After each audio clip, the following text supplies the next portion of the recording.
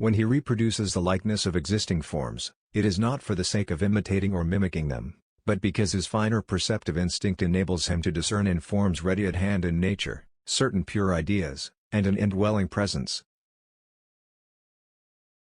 of which he is conscious and with which his own life has become identified, clothes those ideas according to the peculiar artistic predilections or specially cultivated tastes of the individual mind through whose instrumentality they find outward shape.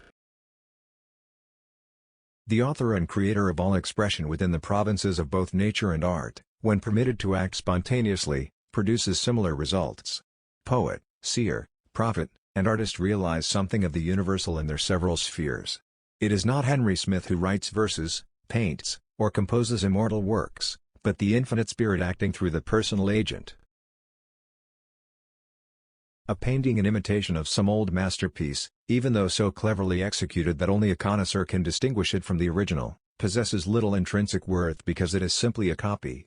Although its forms and colors may exactly correspond with those of the genuine work of the master, yet the counterfeit lacks the spirit with which he endowed his work, just as a mechanically modeled figure of the human body lacks the breath of life.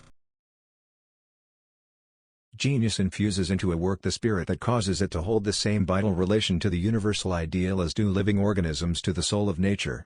It is the spirit that creates and quickens, in both nature and art. All works are vehicles of the spirit, and possess intrinsic values according to the measure of the spirit with which they are endowed. The great painter instills the quality of his inspiration into the very colors and canvas he uses. It is indelibly stamped on the physical and psychical forces with which he has to deal, and that is what gives value to his productions. It is its spirit, rather than details of expression, that satisfies the appreciative observer.